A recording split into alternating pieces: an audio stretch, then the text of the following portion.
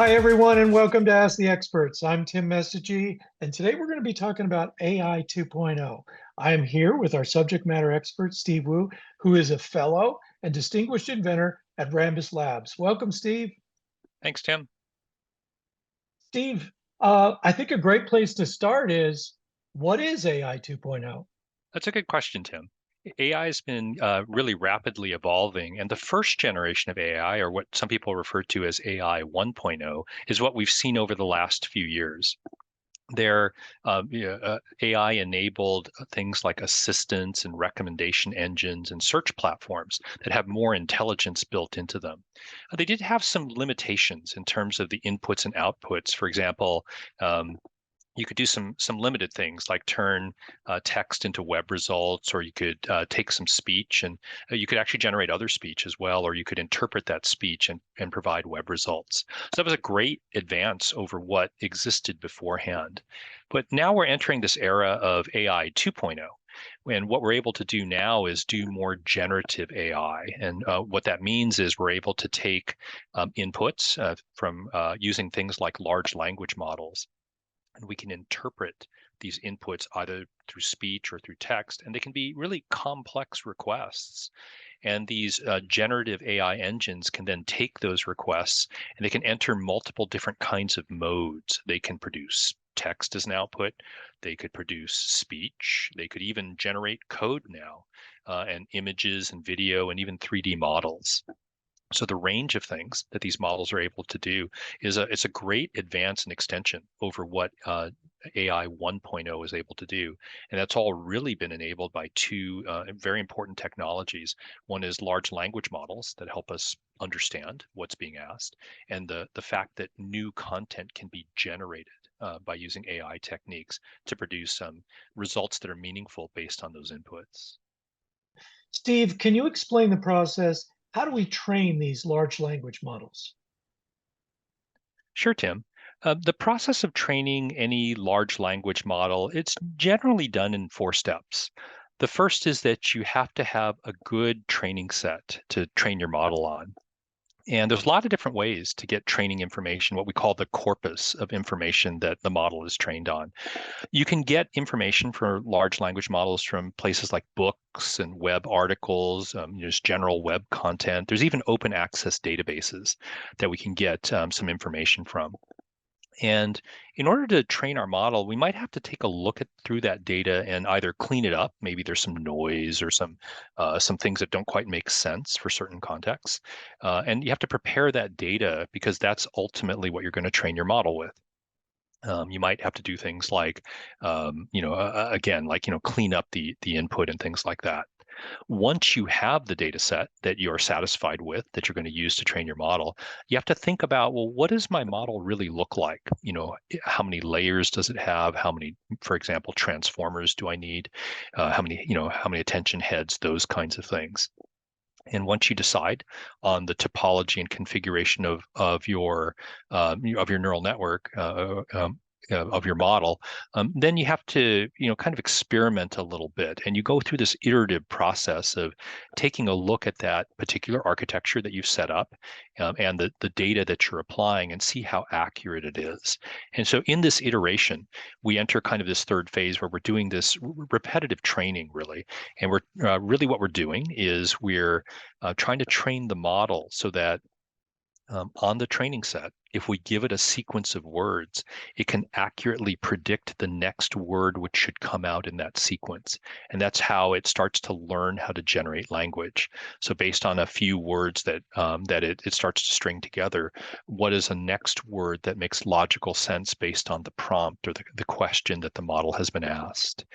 So this iteration that happens, we may have to do things like we may have to add layers to the network, or we may have to change the way outputs are reacted to at different layers of the model.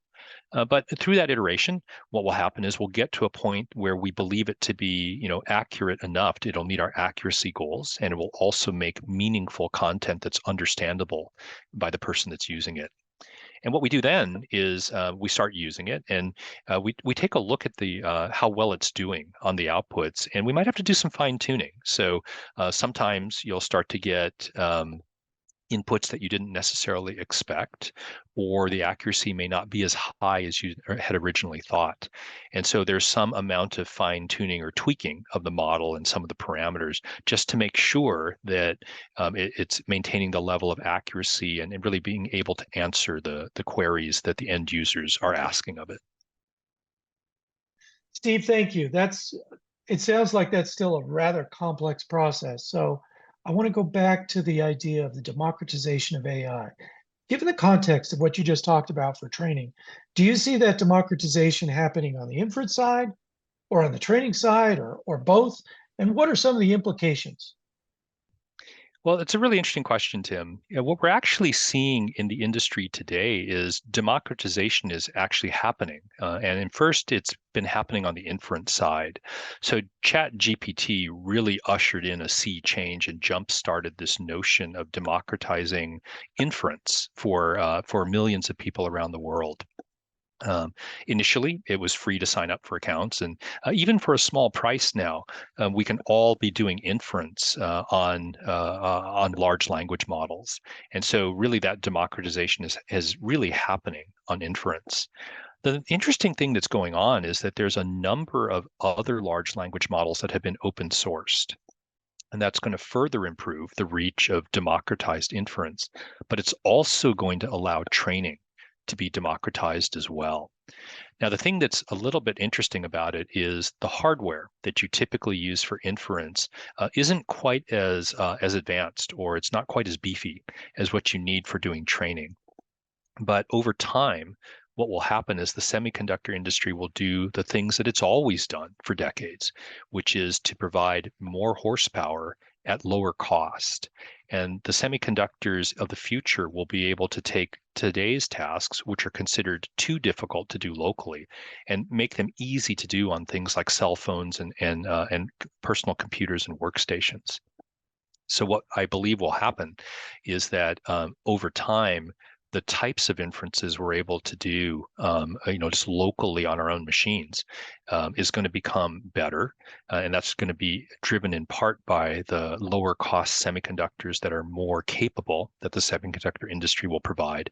But also, we'll start to see training that'll get to be done locally as well. So we'll be able to do more specific kind of training that is more relevant to individuals. And so things like cell phones and laptops will begin to tune themselves to the needs of individual users.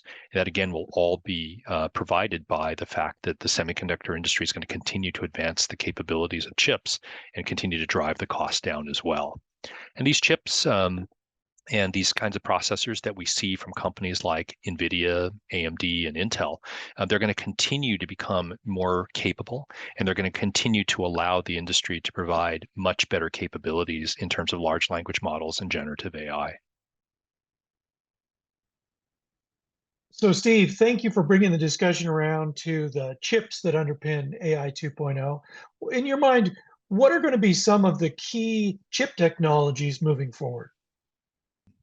Well, Tim, really the big challenge in the future is to provide more performance and better power efficiency. And what we'll find, what we'll see from the industry is people making processors for AI. Those chips, those processing cores are going to become faster, they're going to become more capable, and they're going to be able to do more calculations per second. But some of the critical technologies are going to be the things around that can supply data to those cores and keep them running at high efficiency. And so, really, a couple of the biggest technologies that are going to matter in the future are technologies around memory to provide the vast amounts of data that need to move in and out of the processors, and also technologies around interconnects. Because what we're seeing is more and more these complex chips and complex systems are composed of many things like many chiplets or many processors that need to move the data back and forth between them. So some of those challenges are around moving that data. We're also seeing a greater value in the models and the data itself, as well as the results. So securing that information and those models is going to be important as well.